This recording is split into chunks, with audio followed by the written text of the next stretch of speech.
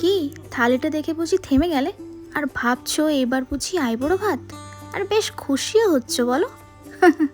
Sorry boss, এত তাড়াতাড়ি এই স্বপ্নটা পূরণ হচ্ছে না। এটা শুধু একটা সুন্দর সারপ্রাইজ, বিয়ের টেলার নয়। ডেকোরেশন কমপ্লিট হয়ে গেছে, ঠিক আছে।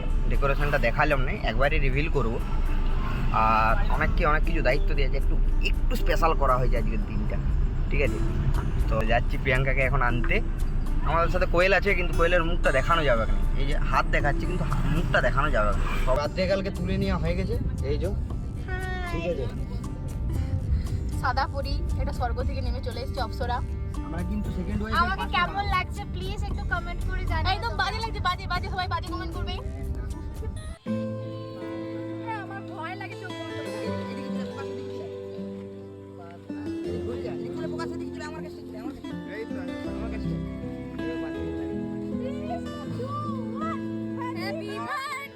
চোখ খুলতেই এক মুহূর্তের জন্য আমি একদম চুপ।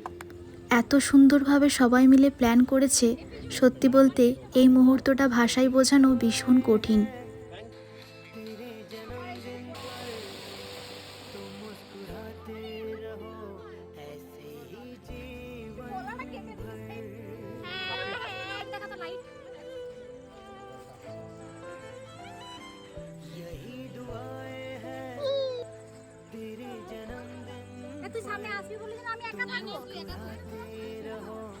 তারপর শুরু হলো ফটকা, হাসি, চিৎকার আর কেক কাটার সেই স্পেশাল মুহূর্ত।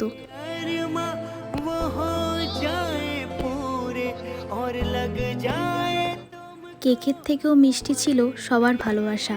প্রত্যেকে এতটা মন দিয়ে সব কিছু করেছে যে আমি সত্যিই বুঝতে পারছিলাম না হাসবো, অবাক হব নাকি ইমোশনাল হয়ে যাব।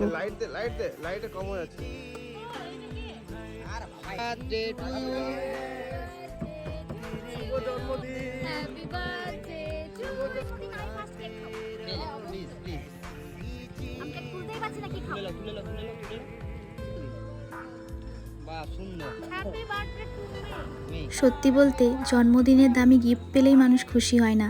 যারা নিজের সময়, ভালোবাসা আর পরিশ্রম দিয়ে একটা দিনকে এতটা স্পেশাল বানিয়ে দেয়, তাদের মতো উপহার আর কিচ্ছু হতে পারে না।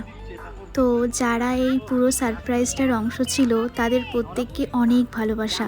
তোমাদের জন্যই আমার এই জন্মদিনটা সারা জীবন একটা সুন্দর স্মৃতি হয়ে থাকবে। Thank you so much everyone. যারা আমাকে সোশ্যাল মিডিয়াতেও উইশ করেছো, তাদেরকেও অসংখ্য ধন্যবাদ এতটা ভালোবাসা দেওয়ার জন্য। Thank you so much everyone.